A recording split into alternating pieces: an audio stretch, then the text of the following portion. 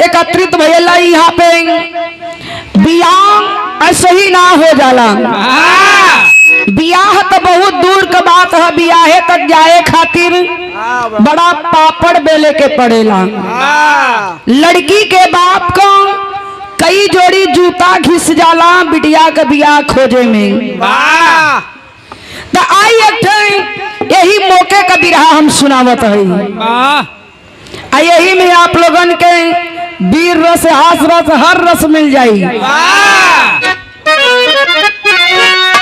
4 line कवि जी भूमिका के भाव में संकेत कैलन हम कैसे अवर की वरदान जो जग को देते रहे, कभी बनी के वर सिर पे सेहरा सजाए। अगरनाथ नायक जो गिरिजा सुमन, अमोका सुनहरा स्वयंवर रचाए। अश्वता जब सयानी हुई रिद्धि सिद्धि, तो भूप रूप के दिल में चिंता बढ़ी। खोजने घर बरनाऊ पंडित चले, बोल शिव से घरे सजी कतील की चढ़ी।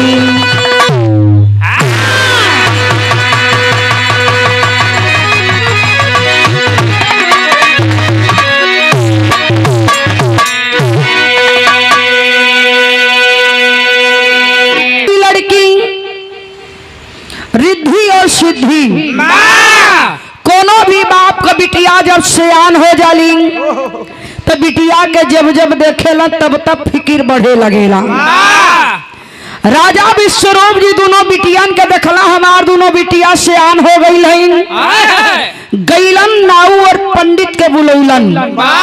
नाऊ और पंडित के बुलाए के कहलन कि जा हमरे बिटिया के जोगे बढ़िया घर और बर खोज के ले आवा। घर और बर खोजत खोजत पहुंचत कहाँ हवन? कैलाश पर्वत पे। तो एक लाइन कवि जी कव्वाली के भाव में इशारा कैलन है मास्टर।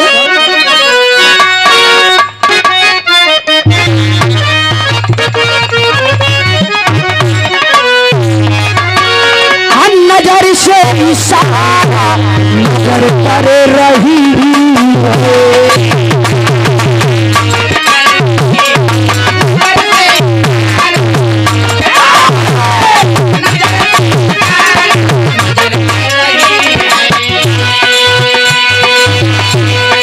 नजर से इशारा नजर कर रही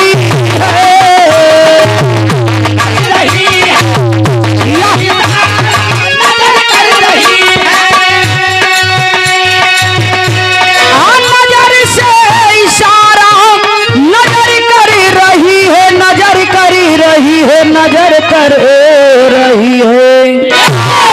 कितने मजनूओं को घर कर रही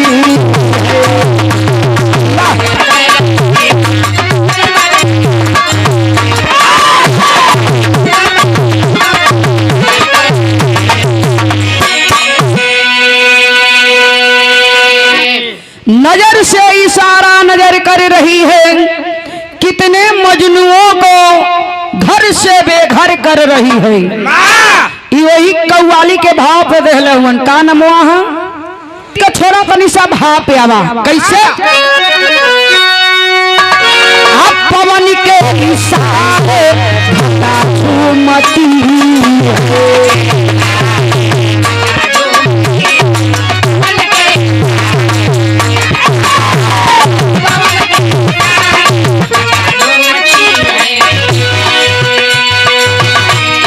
पवन के इशारे घटा झूमती है।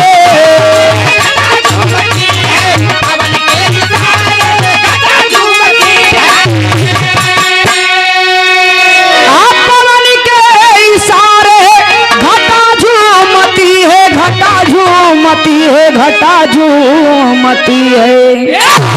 अब बिपिन बादी और झटा झूम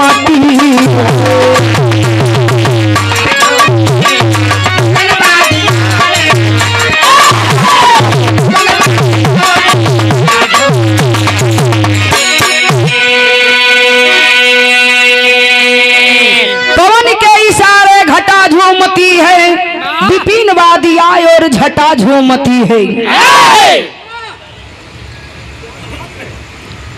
अगर एक थे माइक दे के टेरी बोलवाए दा तो लगा तो बड़ा चौचक बोलबा। कर इच्छा तोहरे में रहे खातिर, हमरे में रहे खातिर कर इच्छा है। एक ही दिन में इनकर भर्ती डांड हो जाई, समझला? हमारे संघे में एक ही दिन में इनकर भर्ती डांड हो जाई, रह जाई है आला बाला करे। इधर नाऊ और पंडित शादी खोजत खोजत पहुंचला कैलाश पर्वत पे। कैलाश पर्वत पे जाके भोलेनाथ से कहलन कि राजा विश्वरूप जी का दोनों लड़की सियान हो गई है, अपने बेटा से बियाह कहला। कले कि ठीक बा, हम बियाह तो कर ले, लेकिन कोने लड़का के बियाह करे के हम एक निर्णय हम करे। दोनों लड़कन के बीच भोलेनाथ प्रतियोगिता रखलन। प्रतियोगिता का शर्त रहल कि जे सबसे पहले सृष्टि का भ्रमण करके आई वही का बियाह पहले हुई।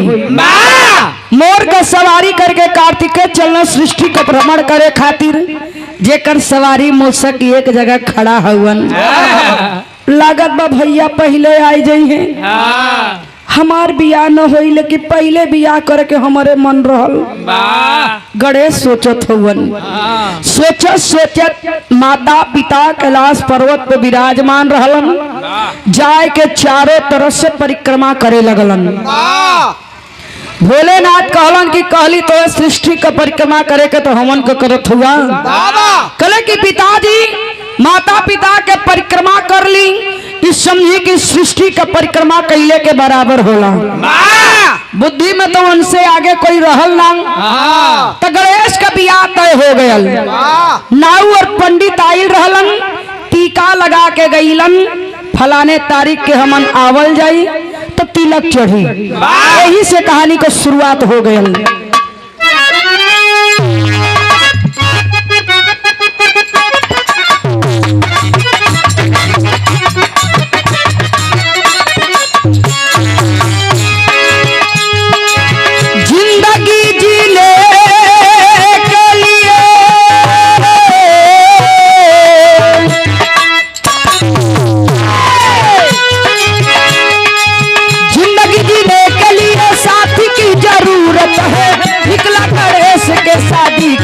मुहूर्त है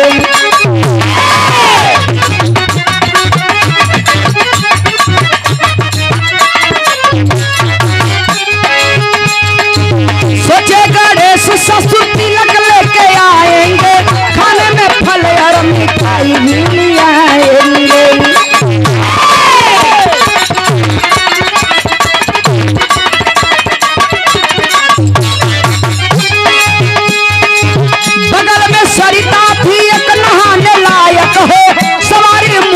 कर चल दिए गणनायक हो।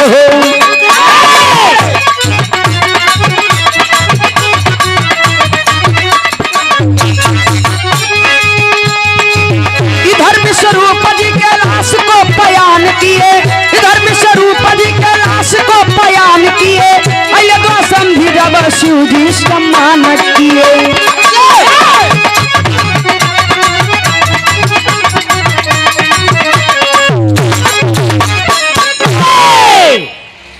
धीरे धीरे जोने दिन गणेश के तिलक चढ़े वाली बा, उ दिन आई गया।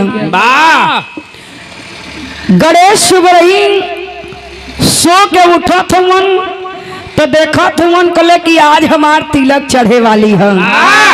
चली हम पहले से स्नान करके एकदम तैयार रहे। हमार ससुर जी आई है बढ़िया, कई प्रकार का मिठाई आई, कई प्रकार का फल आई, तिलक चढ़ जाई तो हम बढ़िया अपन खाए में ध्यान लगा दे। मने मन सोच के बड़ा खुश हुवन। वही खुश मिजाज में गईलन, बगल में गो बड़ा बढ़िया सरोवर रहल, वही सरोवर में गईला स्नान करे खातिर। इधर राजा विश्वरूप जी पूरा तिलकहार लेके पहुंचलन कैलाश पर्वत पे। पूरा तिलकहार पहुंचला कैलाश पर्वत पे भोलेनाथ तिलकहारन के बैठावत हूँ। बैठा बैठा लोग शांति से बैठा, जल जलपान सबके मिली, स्वागत करत हुआ तिलकहारन के। तब यहाँ एगो गीत लगल मास्टर,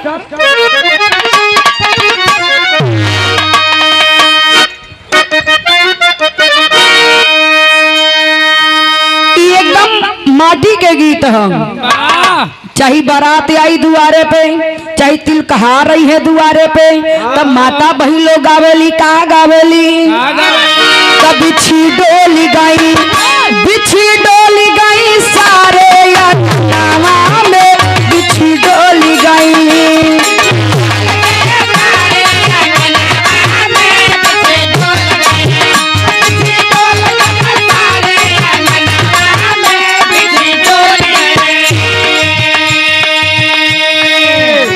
बटे मारई अगले बगले,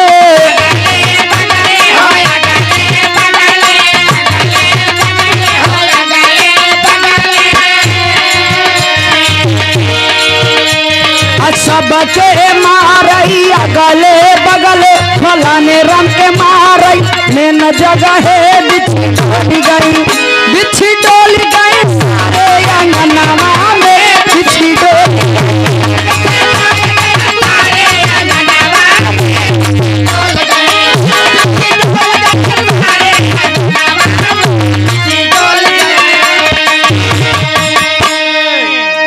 यही के बदल के गावेली। खता आई गए, खता आई गए सारा बनारस से, खता आई गए। गाँव के लोग कहाँ गई ना हो,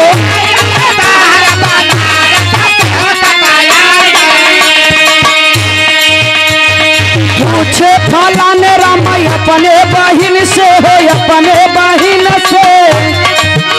खता बाचे लगी नहीं, बाटे जाने लुकी बहिन रखे लगी, रखे जाने लगी। खता आई गए, खता आई गए सहारा बनारस से, खता आई गए।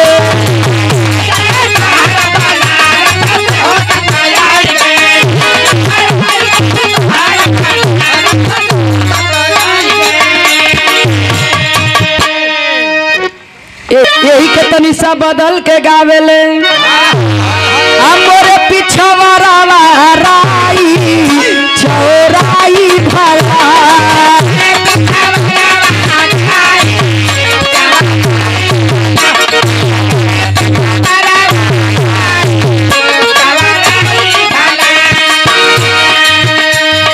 चौराई खोटा न गई फलाने रम गई बाही।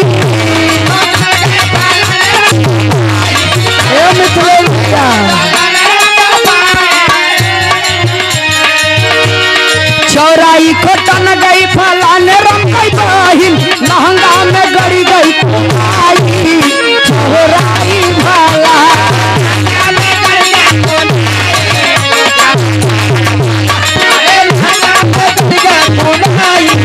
चौराई भला अगवा बढ़ाई देते है। अब पूछे फलाने रामाई अपने बहिन से हो, अपने बहिन से। कहाँ कहाँ खजुराई चौराई भला,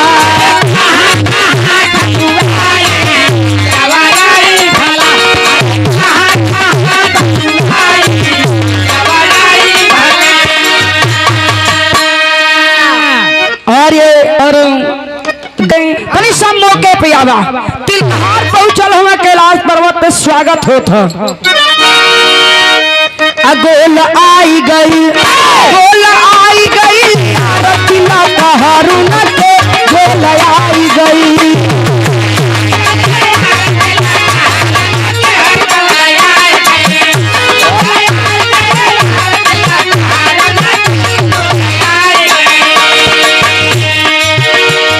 ससुर विश्वरूप लई आइले सौगात हो, तुअरे पे नाऊ खड़ा लई परात बड़ा भइल, बड़ा भीड़ भइल यार देखो न हुआ न के, गोल आई गई।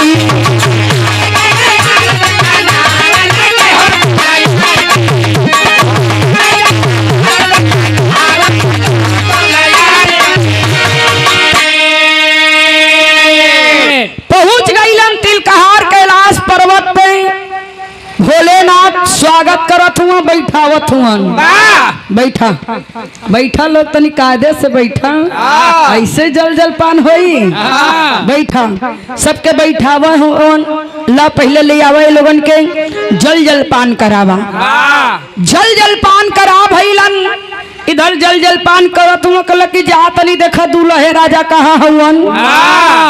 गलहन घुमा।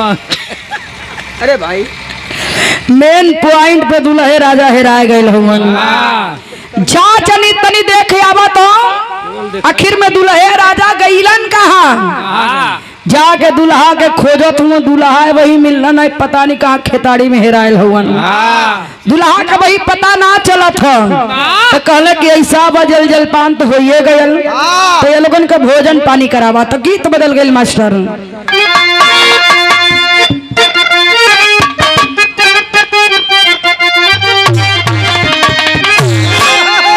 बड़ा पुरान गीत बा, लेकिन कहल जाला नौका 9 दिन पुराना सब दिन। नौका आई तो लगनिए तक रही, पुरनका जब्बे गा देबा तब्बे नया हो जाई। कोनो दुल्हन कहले बा का कहली हाँ, कसैया छुट्टी लइका आवतारे घरवा। कसैया छुट्टी लइका आवतारे घरवा, आज टेलीफोन आया।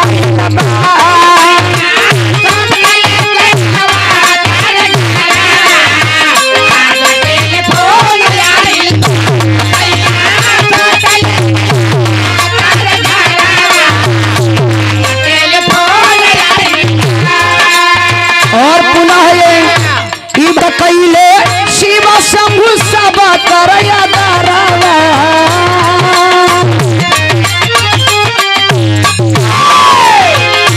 कैले शिव शंभु सब करया दरवा, दुआरा पे भीड़ भइल बा।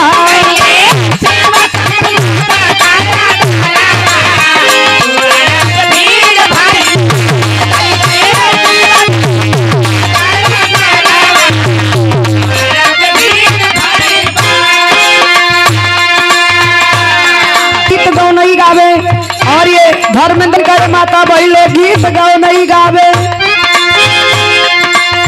घर में से नारी गारी गीतिया सुन।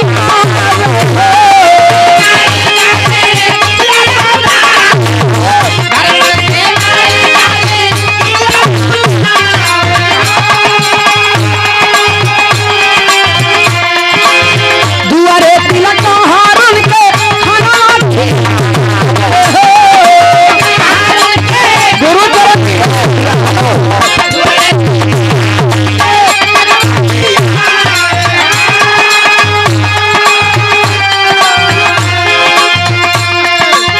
रसदार कटा हरे अचारावा।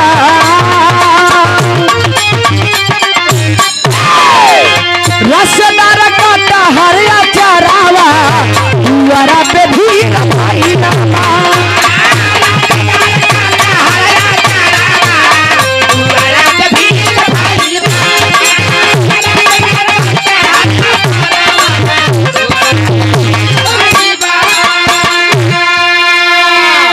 सॉरी भोजन हो गयल। तिलकहार बैठल हुवन, भोजन करत हुवन। भोजन परसवावत हुआ भोलेनाथ। भोजन परसवावत जब नाऊ पंडित के लगे पहुंचलन मिथिलेश भैया, तो नाऊ पंडित का दशा का रहल। तेरी के भाव में कहना बा,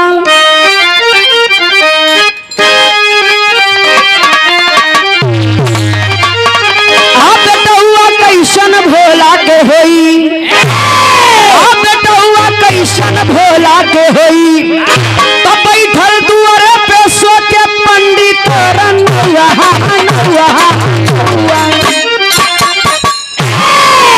बैठल दुआरे पे सोचे पंडित और नौआ बेटौआ कैसन भोला के होई।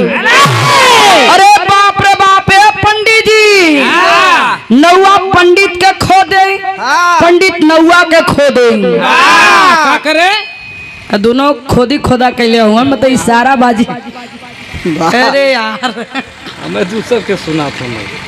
ठीक करता। इशारा बाजी कैले हुए पंडित जी को जब हमन टीका लगावे आई रहली हाँ तो दुल्हा गणेश भी ठीक ठाक रहलन, दुल्हा का बाप भोलेनाथ भी ठीक ठाक रहलन। लेकिन तनी ये समय का दशा देखा है दुल्हा के बाप का, है दुल्हा के बाप का देखा तनी। जब बाप ऐसन हम तो आखिर में बेटवा कैसन होई। दोनों इशारा बाजी का के नाऊ अब पंडित भगलन वहां से चुपके से पतरी उतरी छोड़ के घसकत हुआ धीरे धीरे। इधर स्नान करके जब बहरी निकलन आज लगाता पूरा जीवन भरे का नहावन एक दिन कहले गणेश जी। सवेरे से नहात नहात सांझ का पहर हो गया, सांझ का पहर हो गई। जब बहरे निकलन अरे बाप रे बाप सांझ का पहर हो गई। दौड़ के मूसक महाराज के लगे गईलन, कहलन कि ये मूसक महाराज जल्दी से ले चला हमके हमारे घरे छोड़ दा, हमारे यहाँ मेहमान आयल हुवन। मूसक महाराज कहला जवन है कोहा सत पेट निकलले हुआ है, जवन कोहा सत पेटवा निकलले हुआ कहीं हमारे ऊपर चढ़वा तो हम तो छे से बोल जाई। मूसक महाराज जवाब दे देहलन। जब मूसक महाराज जवाब दे देहलन उ लंबी सूढ़ का के गणेश जी जैसे कोनो पगलाइल हाथी आवतिया गणेश जी। उधर से गणेश जी आवत हुवन, इधर से नाऊ पंडित भागत हुवन। ऐसे ही तिलकहारन का टेंट लागल रहे, टेंट के पीछे नौवा पंडित भगलन हम। उधर से गणेश पीछा कैल कि हई देखा हो कुछ चाप के खैले पियले हवन, हमार बिना लागा तो तिलके चढ़ौले चल जाई है का। पीछा कैलन दोनों के भगा के पकड़ ले हवन, एकनी के यह तरह पकड़लन एकनी के यह तरह चाप के पकड़ ले हवन। तिलक चढ़ौबा सो कि नहीं, तिलक चढ़ौबा सो कि नहीं। नौवार पंडित के चाप के धैले हवन, हामी भरा लेलन तिलक चढ़ाई चढ़ाई चढ़ाई।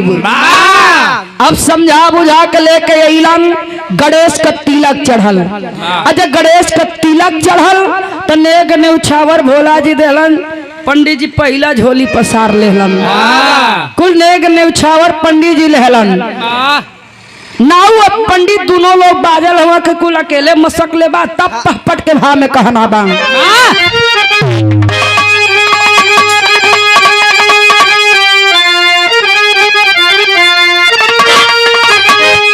बिगड़ल बाटे बतिया देखा बनौआ नौआ बोलल बा, बिगड़ल बाटे बतिया देखा बनौआ नौआ बोलल बा। पंडित नौआ बोलल बा।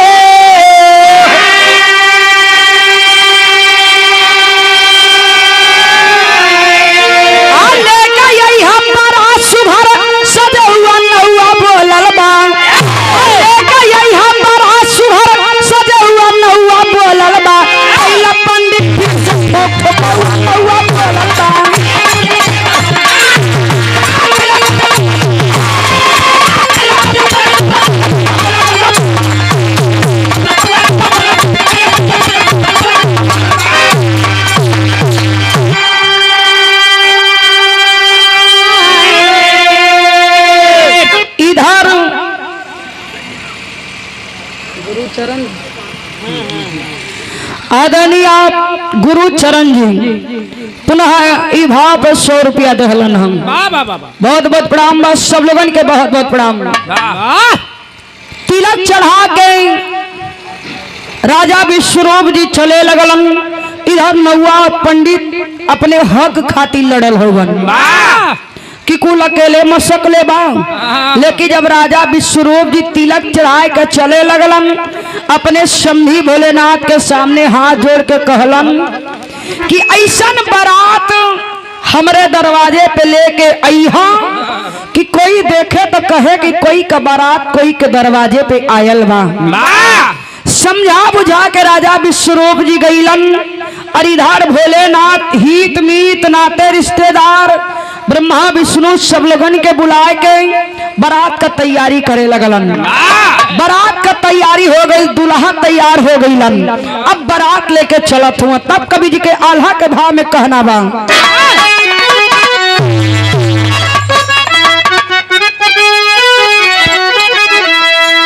बिंध विनायक गड़े नायक कई बरतिया भैया,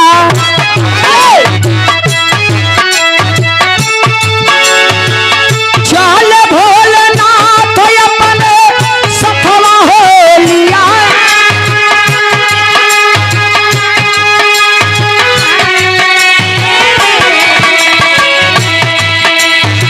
अब भोले और भंगी जी के नंदी मां सवरिया भैया,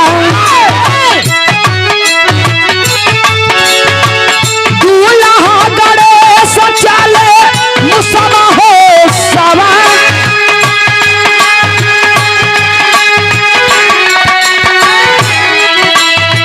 और ये आदरणीय श्री महेंद्र यादव एनएसटी कमांडो साहब की तरफ से पुनः ये 500 रुपए का पुरस्कार देकर सम्मानित किया गया। भाव पे बारात का तैयारी हो गयल, दूल्हा गणेश तैयार हो गईलन, दूल्हा का बाप भोलेनाथ तैयार हो गईलन।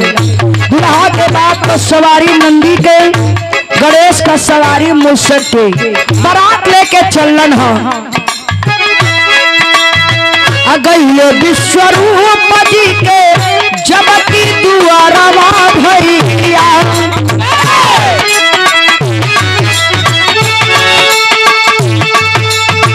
डाली जनवा सदी है डरवा हो जमा।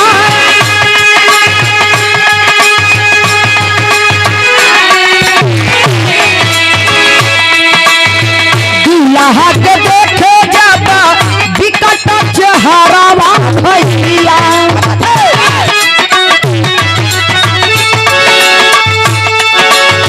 भोला मन पे बिच्छू गोजर झुलक मोरा भाई।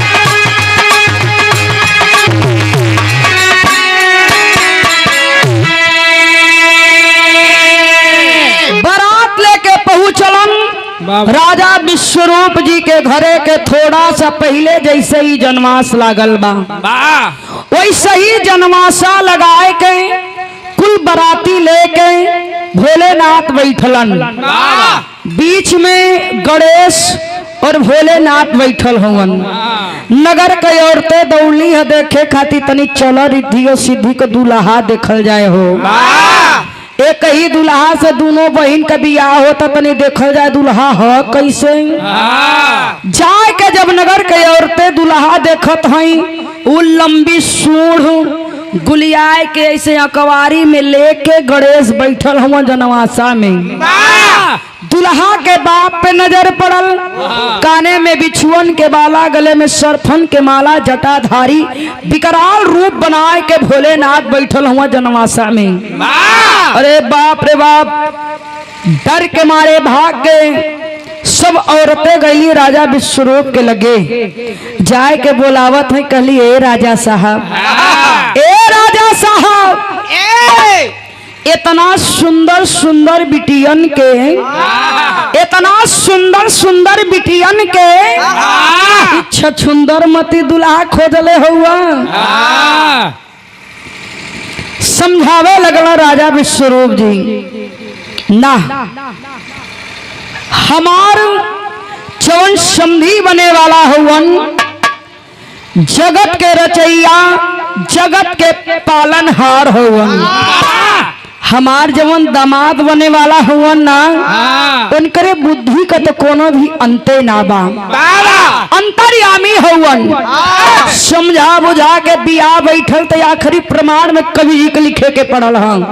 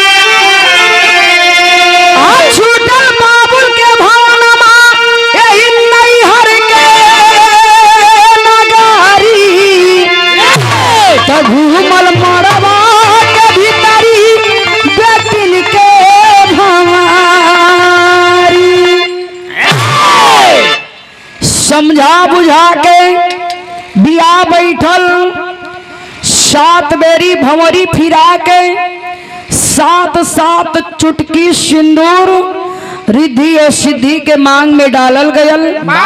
खुशी खुशी विवाह संपन्न हो गयल। सुबेरे से भोलेनाथ दोनों बहू के विदाई कराए के लेके पहुंचल कैलाश पर्वत पे। अब वहाँ मुंह दिखाई का सिस्टम चालू हो गया बा।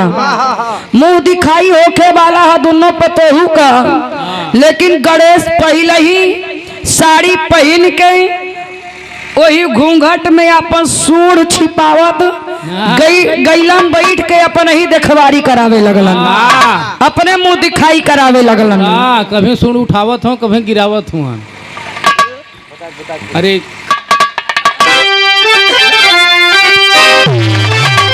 गुरु बिहारी पत्तू छेबर धन हरि की माया।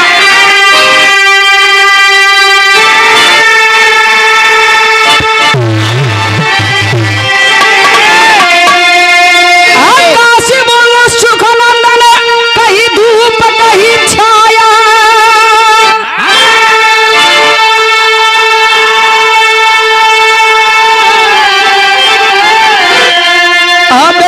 कैसन भोला के होई, अब बेटुआ कैसन